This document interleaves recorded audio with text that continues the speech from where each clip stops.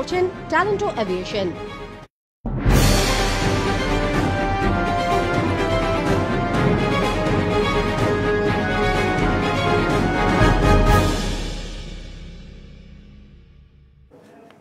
নমস্কার, আরোহী নিউজে আপনাদের সকলকে স্বাগত। সঙ্গে রয়েছে আমি রুমকি। আর শুরুতে যে খবরের দিকে নজর রাখবো, দুদিনের ঠাসা কর্মসূচিতে রাজ্য সফরে স্বরাষ্ট্রমন্ত্রী অমিত শাহ এবং ইতিমধ্যেই তিনি ইজেডসিসির উদ্দেশ্যে রওনা দিয়েছেন বলে জানা গিয়েছে। ইজেডসিসিতে আজ একটি সাংগঠনিক বৈঠক করবেন কেন্দ্রীয় স্বরাষ্ট্রমন্ত্রী অমিত শাহ। আজ সাংগঠনিক বৈঠক হচ্ছে নিউ টাউনের ইজেডসিসিতে এবং সেখানে আমরা শেষ মুহূর্তের ছবি আপনাদেরকে দেখিয়েছি। ইতিমধ্যেই ইজেডসিসির উদ্দেশ্যে রওনা দিয়েছেন কেন্দ্রীয় স্বরাষ্ট্রমন্ত্রী অমিত শাহ এবং যেরকমটা জানা গেছে আর কিছুক্ষণের মধ্যেই হয়তো সেখানে পৌঁছবেন তিনি। সাংগঠনিক বৈঠক করবেন সেখানে ইতিমধ্যেই উপস্থিত রয়েছেন রূপা গাঙ্গুলি এবং তার পাশাপাশি রয়েছেন সুভাষ সরকার সাংসদ, তারা উপস্থিত রয়েছেন এবং সেখানে একটি সাংগঠনিক বৈঠক হওয়ার কথা রয়েছে। সেই ছবি এই মুহূর্তে আপনারা দেখতে পাচ্ছেন। রূপা গাঙ্গুলি তিনি ঠিক কি বলেছেন শুনবো।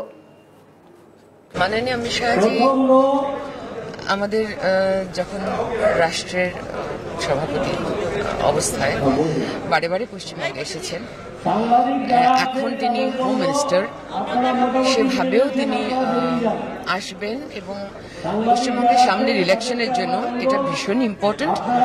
দক্ষিণেশ্বরের মন্দিরে উনি গেলেন এবং তারপরে অজয় চক্রবর্তী, পণ্ডিত অজয় চক্রবর্তীর সঙ্গেও দেখা করবেন।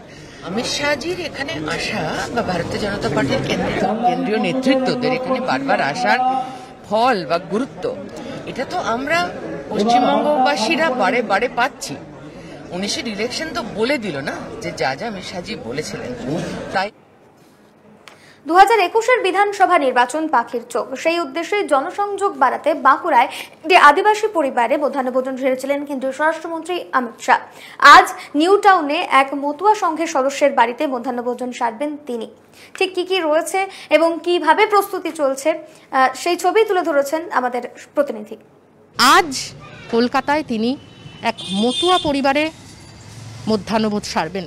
আমার সাথে রয়েছে সেই মতুয়া পরিবারেরই সদস্য নবীন বিশ্বাস, আমরা কথা বলে নেব তারই সঙ্গে। দাদা, আমি জিজ্ঞাসা করব আপনাকে যে এই যে অমিত শাহ এসেছেন এবং মতুয়া এবং আদিবাসী পরিবারে মধ্যাহ্নভোজ সারবেন, এটার মধ্যে কি কোনো রাজনীতি গন্ধ রয়েছে? রাজনীতির গন্ধ আছে কিনা সেটা, এই বিষয়টা আমি হস্তক্ষেপ করছি না, এই ব্যাপারে আমি কিছু বলতে পারবো না। তবে আমি খুশি, ভীষণ খুশি দেশের স্বরাষ্ট্রমন্ত্রী আমার বাড়িতে আসবে। এটা আমি কি ভাষা দিয়ে আমি ব্যক্ত করবো এটা বলে বোঝাতে পারছি না। আমি খুব আনন্দিত, আমি গর্বিত যে আমার দেশের স্বরাষ্ট্রমন্ত্রী মাননীয় অমিত শাহ আমার বাড়িতে আসবে। আমি আপ্যায়নের কোনো ত্রুটি করবো না, আমার সাধ্য মতো মন থেকে তাকে আপ্যায়ন করবো।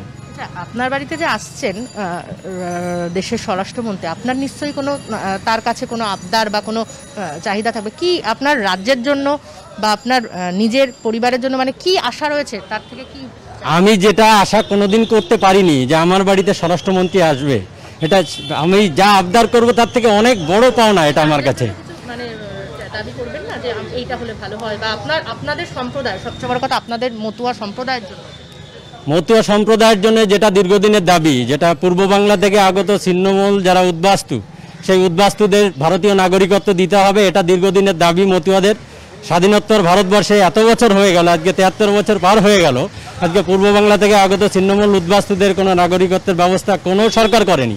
আজকে আমি ধন্যবাদ জানাচ্ছি আমার দেশের প্রধানমন্ত্রী নরেন্দ্র মোদীকে, আমি ধন্যবাদ জানাচ্ছি স্বরাষ্ট্রমন্ত্রী অমিত শাহকে যে ভারতীয় নাগরিকত্ব পাওয়ার জন্য পূর্ব বাংলা থেকে আগত যারা ছিন্নমূল উদ্বাস্তুরা তাদের জন্য সিএএ নাগরিকত্ব আইন পাশ করেছে।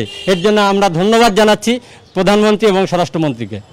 না, এখানে যেটা বলা হচ্ছে যে বিরোধীরাও বলছে যে এটা সম্পূর্ণই ভোট রাজনীতি। মতুয়া এবং আদিবাসীরা যে অনেকটা জায়গা জুড়ে রয়েছে, অনেকটা ভোট, আদিবাসী ভোট বোধহয় 70-80 লাখ, মতুয়ারাও কম নয়। হ্যাঁ, তো সেই ভোটটাকে কাছে বিজেপিতে টানার জন্যই কিন্তু অমিত শাহের এই বাড়ি বাড়ি গিয়ে ভোজবাজি যাকে বলতে চাইছে, সেটা নিয়ে কি বলবেন? দেখুন, বিরোধীরা নানান কথা বলবেন, রাজনৈতিক দল তাদের নেতৃত্ব যারা রয়েছে তারা রাজনৈতিক কথা বলবেন, তাদের বিষয়ে তারা তাদের মতো করে কথা বলবেন। কিন্তু মতুয়াদের বিষয়, আমি একটা মতুয়া পরিবারের সন্তান, সেই হিসাবে আমার কাছে এটা সবথেকে বড় পাওনা। আমার দেশের স্বরাষ্ট্রমন্ত্রী আমার বাড়িতে আসছেন, রাজনৈতিক দল তাদের মতো করে ব্যাখ্যা করবেন, কিন্তু আমাদের কাছে মতুয়াদের কাছে এটা একটা সবথেকে বড় পাওনা।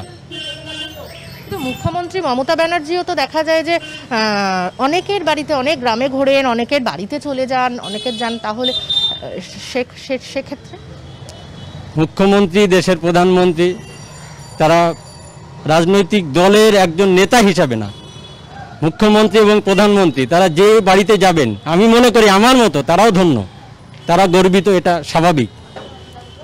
আপনারাও তো দীর্ঘদিন ধরে বঞ্চিত। আপনাদের মমতা ব্যানার্জি যেরকম সিএ কে আটকেছে, সেখানে প্রধানমন্ত্রীরা, বিজেপি সরকার সিএ কে নিয়ে ইয়ে করেছে যে সিএ হবে। অমিত শাহ এখানে এসে দাঁড়িয়ে বলে গিয়েছে যে হচ্ছে সিএ হবে, কোনো থাকবে না অনুপ্রবেশকারী। তাহলে সেটা দেখুন, মুখ্যমন্ত্রী, প্রধানমন্ত্রী তাদের বিষয়ে তাদের মতো করে ব্যাখ্যা করছে। আমাদের যেটা দীর্ঘদিনের দাবি, সেই দাবিটা এটা তো কোনো রাজ্য সরকার পূরণ করতে পারে না। ভারতবর্ষের নাগরিকত্ব দেওয়ার জন্য কেন্দ্রীয় সরকার পার্লামেন্টে যেভাবে বিল পাস করা দরকার, যেভাবে আইনে পরিণত করা দরকার, যেটা সিস্টেমেটিক্যালি সেটা করছেন। আমাদের কথা হচ্ছে, আজ পর্যন্ত ভারতবর্ষ স্বাধীন হয়েছে 73 বছর পার হয়ে গেছে, এখনও পর্যন্ত স্বাধীনতার সময় দেশভাগের বলি হয়ে যে সমস্ত ছিন্নমূল উদ্বাস্তুরা পূর্ব বাংলায়, পূর্ব পাকিস্তানে ছিল, তাদেরকে ভারতবর্ষের নাগরিকত্ব দেওয়ার জন্য জাতীয় নেতারা যে সমস্ত প্রতিশ্রুতি দিয়েছিল, আজ পর্যন্ত ভারতবর্ষের কোনো প্রধানমন্ত্রী সেটা পূরণ করেননি। একটা বিষয় আপনাদের জানিয়ে রাখবো যে আজকে এনআর নবীন বিশ্বাসের বাড়িতেই কিন্তু অমিত শাহজি, স্বরাষ্ট্রমন্ত্রী দেশের, তিনি আসছেন এবং তিনি কিভাবে আপ্যায়ন করবেন তাকে, সেটাও কিন্তু জেনে নেব তার কাছ থেকে। এবং থাকছে কিন্তু অসাধারণ কিছু মধ্যাহ্নভোজের মেনু, সেটাও জেনে নেব। দাদা, মানে কিভাবে আপ্যায়ন করবেন আজকে? আমি আপ্যায়নের কোনো ত্রুটি করব না, একদম মন থেকে। আমি আমার বাড়িতে দেশের স্বরাষ্ট্রমন্ত্রী আসছে, আমি মন থেকে চেষ্টা করব তাকে আপ্যায়ন করার। যেটা দুপুরে মধ্যাহ্নভোজের জন্যে আমরা বাড়িতে যেটা খাই, উনি নিরামিষভোজী, সেই কারণে উনি যেটা নিরামিষ খান, আমরা যেটা পছন্দ করি, আমরা সেটাই ওনাকে ভোজন করানোর জন্য। মেনুতে থাকছে রুটি, ছোলার ডাল, পনির, সাদা ভাত, শুক্তো, মুগ ডাল, বেগুন ভাজা, চাটনি আর নলেন গুড়ের পায়েস। আর মাত্র কয়েক ঘন্টার অপেক্ষা, তারপর এই বাড়িতেই কিন্তু অমিত শাহজি আসবেন এবং দুপুরের খাবার খাবেন। তার জন্য চলছে জোর প্রস্তুতি। মতুয়া সম্প্রদায়ের এই বাড়িতে যেসব মেনুগুলো আপনারা শুনলেন, সেই মেনু দিয়েই কিন্তু মধ্যাহ্নভোজ সারবেন দেশের স্বরাষ্ট্রমন্ত্রী অমিত শাহ। তবে এটা বিজেপির বা অমিত শাহজির ভোজবাজি কিনা, তা কিন্তু সময়ই বলবে। কারণ যেভাবে তিনি এখানে এসে, বাংলায় এসে আদিবাসী পরিবার এবং মতুয়া পরিবারে লাঞ্চ সারলেন, তাতে কিন্তু এটাই মনে করাচ্ছে যে এটা অমিত শাহজির ভোজবাজি। ক্যামেরায় নন্দদের সঙ্গে নিবেদিতা দে, আরোহী নিউজ, কলকাতা। মধ্যাহ্নভোজন সারবেন দেশের স্বরাষ্ট্রমন্ত্রী অমিত শাহ। সেই বাড়িতে ইতিমধ্যেই প্রস্তুতি রয়েছে তুঙ্গে। সেই ছবি আপনাদেরকে দেখাবো। এই মুহূর্তে আয়োজনে কোনো খামতি রাখতে চাইছেন না মতুয়া সংঘের সেই সদস্য নবীন বিশ্বাস। চলছে প্রস্তুতি। রুটি, ছোলার ডাল, পনির, ভাত এবং শুক্তো, মুগ ডাল, বেগুন ভাজা, চাটনি, পাঁপড়, পায়েস রয়েছে মেনুতে। বাঙালি আহার পরিবেশন করা হবে কেন্দ্রীয় স্বরাষ্ট্রমন্ত্রীর সামনে। ইতিমধ্যেই সেই রান্না বান্না শুরু হয়ে গিয়েছে এবং সেই ছবি আপনারা দেখতে পাচ্ছেন।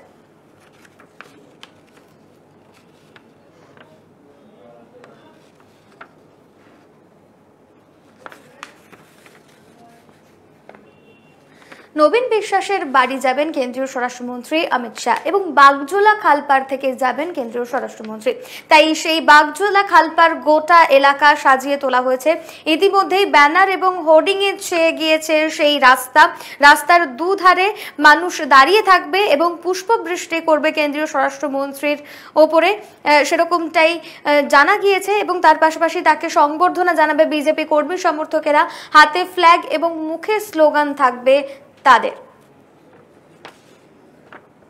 আপনাদের কি পরিকল্পনা রয়েছে? আমাদের পরিকল্পনা আছে অমিত শাহজি এখান দিয়ে যাবেন। আমরা 3 নম্বর মণ্ডলের পক্ষ থেকে ওনাকে যতটা পারি আমরা সম্বর্ধনা দেওয়ার চেষ্টা করছি। কি কি ব্যবস্থা থাকবে? আমরা শ্যামাপ্রসাদ মুখোপাধ্যায়, দীনদয়াল উপাধ্যায়, ভারত মাতা ছবি রাখছি। যদি উনি একটু সময় দেন তাহলে আমরা ওনাকে দিয়ে এই সমস্ত বরেণ্য নেতাদের গলায় মালা দান। এজেড সিটির উদ্দেশ্যে রওনা দেওয়ার আগে পণ্ডিত অজয় চক্রবর্তীর সঙ্গে সাক্ষাৎ করলেন কেন্দ্রীয় স্বরাষ্ট্রমন্ত্রী অমিত শাহ। তার সঙ্গে সাক্ষাতের পর অজয় চক্রবর্তী তিনি ঠিক কি বলেছেন শুনবো। Amitji is coming to meet a musician.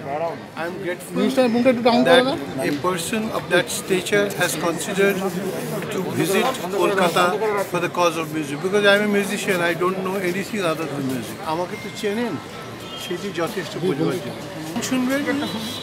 আর কি করবো আমি তো জানি না, উনি বলবেন। আমি তো ইনভাইট করে ওনাকে আনবার সাহস নেই আমার, আমি আনছিও না, উনি আসছেন। কাজেই একজন গেস্ট, বিখ্যাত মানুষ আসছেন আমার কাছে। অমিত শাহের আজ দ্বিতীয় দিনের সফর এবং নির্ধারিত সময়ের মধ্যেই তিনি শুরু করেছিলেন তার সফর। আজ সকালে নির্ধারিত কর্মসূচি অনুযায়ী তিনি আজ দক্ষিণেশ্বর মন্দিরে যান। সেখানে মা ভবতারিণীর পুজো দেন কেন্দ্রীয় স্বরাষ্ট্রমন্ত্রী এবং সেখানে ভবতারিণী মন্দিরে পুজো দিয়ে সাংবাদিকদের মুখোমুখি হয়েছিলেন অমিত শাহ এবং মুখোমুখি হয়ে তিনি বলেন, বাংলার ভক্তি আন্দোলনের পীঠস্থান, মহান মনীষীদের জন্ম এই পুণ্যভূমিতে, বাংলার সেই হারানো গৌরব ফিরে পাক, সেই প্রার্থনায় তিনি ভবতারিণীর কাছে জানিয়েছেন।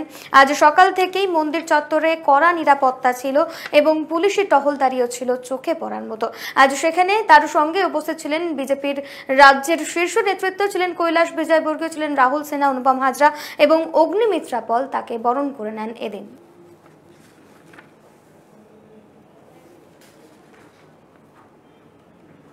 আপাতত এই পর্যন্তই। অন্যান্য সব খবরের জন্য নজর রাখুন আরোহী নিউজে।